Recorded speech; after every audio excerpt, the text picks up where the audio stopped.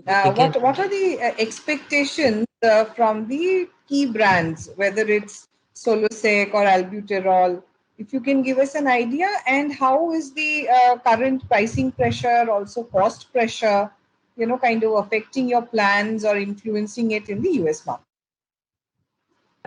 Yeah, so in terms of the major products, really the respiratory products have become a major growth driver for us. Albuterol in particular has ramped up very nicely over the last few quarters to a really material market share of 20% plus.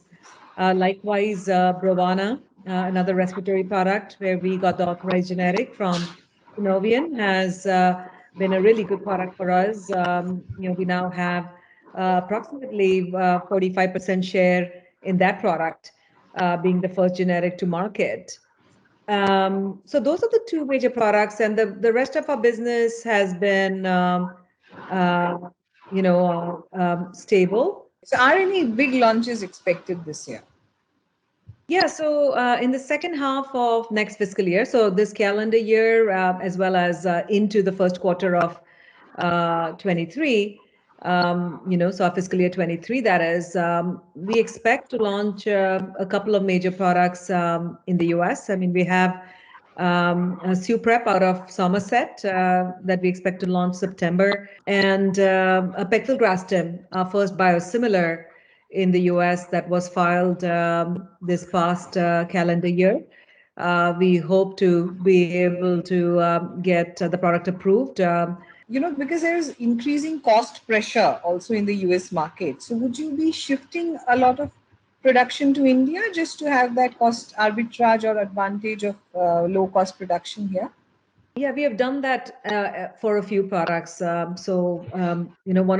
or two of our nasal spray products that we developed in Somerset, we transferred them to India. And then we have other first to file products from there that we are also tech transferring to contract manufacturers, both in the US as well as India. Now, we're always looking at ways and means of improving our cost position in products while risk mitigating. Your this quarter, the performance is relatively muted. Most of the drug majors have had significant growth in the India business, as we've seen in the quarterly results. Any specific reasons behind that? And if you could also elaborate on your COVID portfolio. No, so our India business, actually, if you look at our RF business, year on year, it's grown 12%.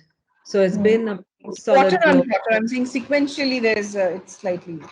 Sequentially is roughly flat. Last quarter was a significant increase in respiratory products for us, because of which you see a little bit of flatness. But if you see year-to-date growth, which would be a better way to look at growth, or year-over-year growth, there's because of seasonality as well, there's significant growth in the India business. It's 12% growth actually in the India region formulation business. And the COVID products are, we were very pleased to launch Molnupiravir, our brand, in time with the surge of the Omicron variant. But it's just started. It's a couple of weeks ago that we launched the product. So it's a very small part of our portfolio at this point in time. A bigger contribution, as we see, again, more to come on it because we have just established, is with the diagnostics business. So another pivot is the China entry that you had mentioned earlier. So significant developments there, any partnerships that we can talk about now?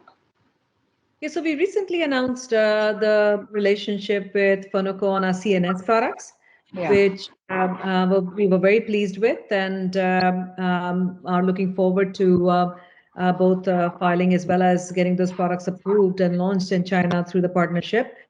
We are actively working on the rest of our pipeline, in particular inhalation pipeline, respiratory products that we have developed for the US, Spiriva, the Respimat products, as well as the Ellipta platform products, are all material opportunities for us in China.